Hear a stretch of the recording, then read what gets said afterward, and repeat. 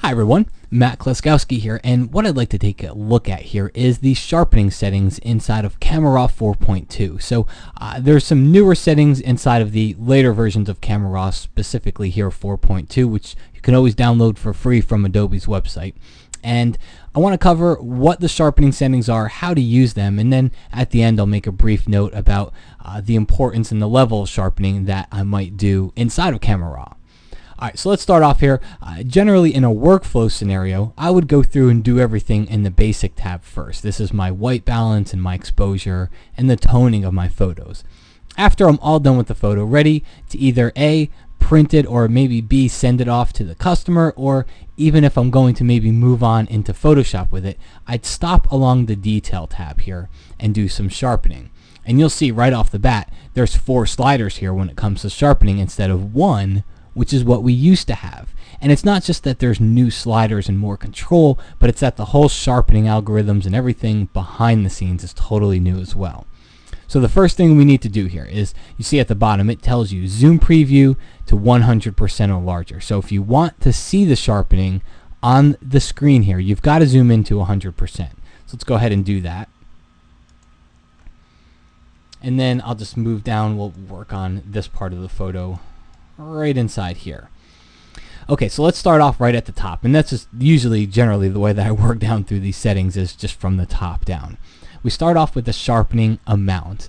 Think of this amount as the amount of sharpening that you want to apply. No, think of this amount setting as the brightness or the darkness of the sharpening. So when Camera Raw sharpens your photos, what it's doing is it's looking for edges inside the photos. When it finds those edges, it adds contrast by lightening or darkening those edges. Think of the amount setting as how light or bright or how dark do I want to make those edges. Okay, so you can see as I start to crank that up, see what happens? Take it down to 0. I'll start to crank it up here, and you can see what we're doing here. We're making those edges darker. All right, if I look over, maybe look at a different part of the photo, you'll see it take place more. See before and after. Okay, so generally with the mount, you want to keep it somewhere. I go up pretty high. I'll go somewhere between 50 and 100. If you start getting over 100, you start getting into that ultra sharpening area, and you got to be a little bit careful there. The next thing we do is we move down to radius. Radius says, think of it this way. Okay, once Camera Raw finds an edge to sharpen, with a radius of 1, it's saying, okay, spread that sharpening out over 1 pixel from the edges. Okay, when you start to increase the radius, you can go all the way up here to 3. Now it's saying spread it out to 3 pixels beyond the edge that Camera Raw finds. All right, in general, 1 pixel is going to be your setting. That's going to be the sweet spot. If you've got a really bad photo, you might want to think of somewhere around 1.5, maybe close to 2. Give it a try. But most of the time, as you start to get over 1, things are going to start to look really bad. Next thing we do here is move on to detail. And I'm going to move to a different part of the photo just to kind of change things up a little bit. And let's take a look up here. So what detail says is the amount setting is saying, all right, this is the amount of sharpening. This is how bright or how dark to make this sharpening, the contrast that we're going to find. The detail says, how much do you want me to go out and look for these edges? All right, amount and sharpening in general is finding the edges, but detail controls how many edges it goes out and searches for. So a low detail setting means just the really high contrasty edges in the photo.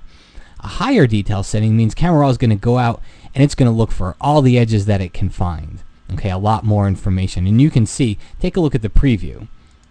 Before and then after. You can see it's going after a whole lot more than it was. We're still sharpened right now.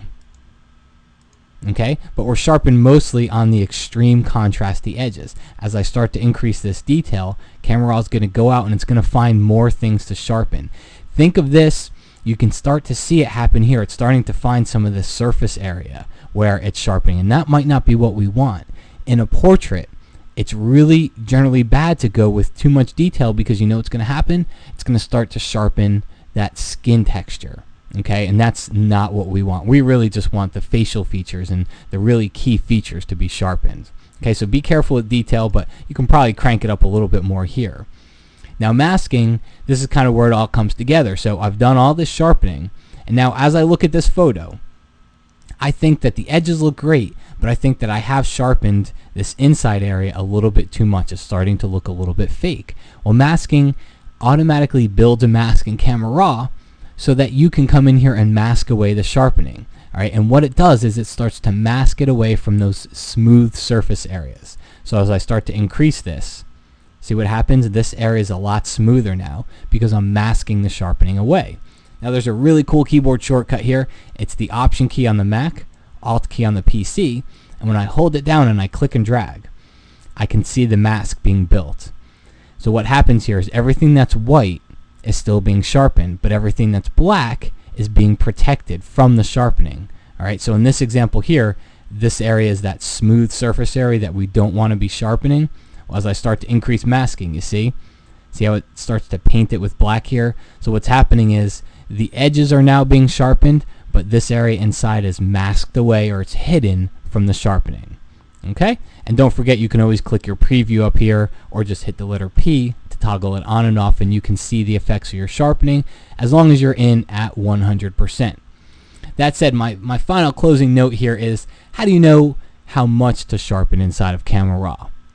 Well, if Camera Raw is going to be your only stop along your processing of your photos, if you're not going to go into Photoshop, then go ahead and sharpen it until the photo looks good. Alright, maybe even a little bit more sharpening just for printing. Alright, but if you're going to go into Photoshop, what I do with Camera Raw is I sharpen to the point where everything in the photo looks good. And think of this again in that portrait scenario where normally I'd love to over sharpen the eyes and then go into Photoshop and mask it away. Well, if I sharpen everything in Camera Raw and I over sharpen, I can't go and mask it away inside Photoshop. So I would do just some basic input sharpening in Camera Raw, just some basic sharpening to make the photo look crisp, clear, sharp. Alright, and then I would go into Photoshop and then maybe use a couple different effects to go and do some over sharpening, where I might sharpen the eyes and some of the facial features, and then use layers and masks to paint it away from the areas that might have gotten too sharp from that. So there you have it, an overview of the Detail tab inside Camera Raw, basically the 4 sharpening sliders that you'll get with Camera Raw 4.2.